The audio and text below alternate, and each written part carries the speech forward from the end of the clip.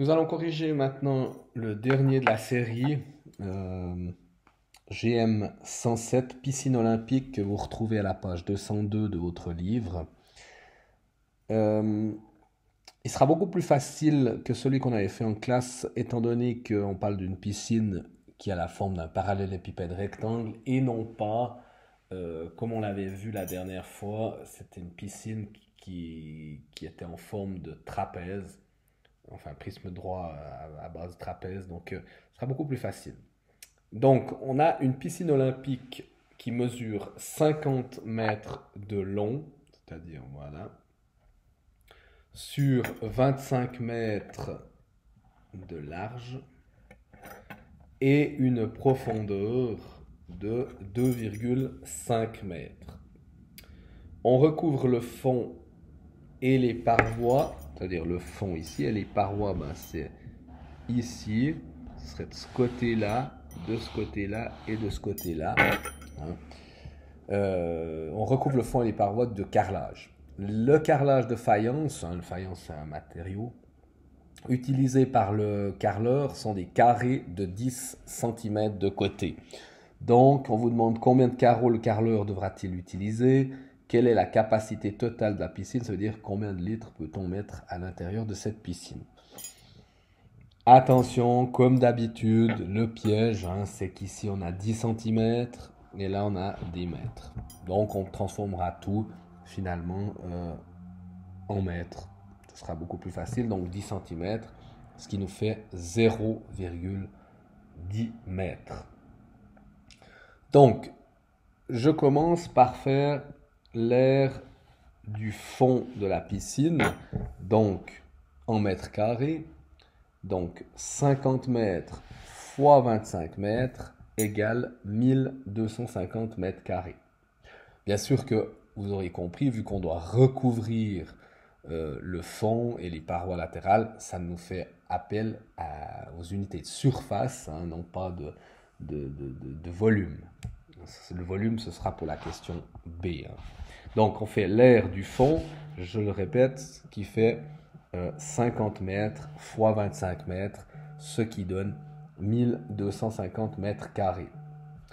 Ensuite, on va faire R des deux côtés latéraux, c'est-à-dire ce côté-là et ce côté-là. Donc, la longueur 50 mètres fois la hauteur, ce qui fait 2,50 m, et fois 2, puisque on a deux côtés, ce qui fait 250 mètres carrés. Ensuite, l'aire des deux parties, hein, du fond, là, hein, ici. Donc, ça fait 25 mètres fois la profondeur 2,50 m fois 2, hein, cette partie qui serait juste ici.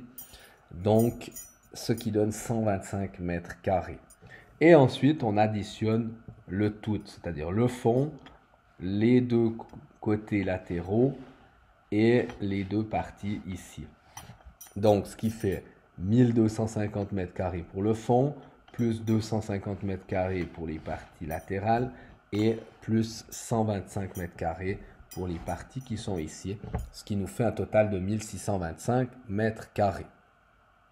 Et puis ensuite, on nous dit, ben voilà, on sait que on a des carreaux de faïence, on recouvre ces 1625 mètres carrés par des petits carreaux de 0,1 mètre de côté ou 10 cm de côté. Donc on fait l'aire d'un carré, d'un petit carré. Alors R d'un petit carreau en mètres carrés, 0,1 mètre ou 0,10 mètres fois 0,10 mètres, ce qui nous donne 0,01 mètre carré. Donc une cartelle ou un carreau a une surface de 0,01 mètre carré. D'accord? Donc maintenant, on va regarder combien on va pouvoir mettre de petits carreaux dans toutes les parties, donc sur ces 1625 mètres carrés.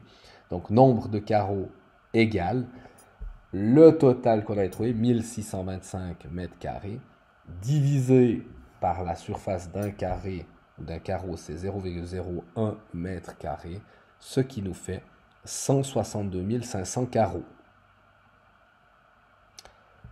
Ça, c'est pour la première question.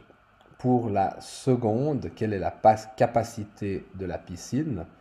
Eh bien, on fait le volume total de la piscine, c'est-à-dire 50 mètres fois 25 mètres fois 2,5 mètres, ce qui nous donne 3125 mètres cubes. Et puis maintenant, nombre de litres. Alors, on va transformer ces litres, ces mètres cubes, pardon, 3125 mètres cubes, on les transforme d'abord en décimètres cubes, puisque les décimètres cubes correspondent aux litres. Hein. Donc, 3125 mètres cubes, ça fait 3 125 000 décimètres cubes. Donc, 3 125 000 litres. Je vous mettrai également le corriger par écrit. Et si vous avez une question, n'hésitez pas à me les poser. Voilà.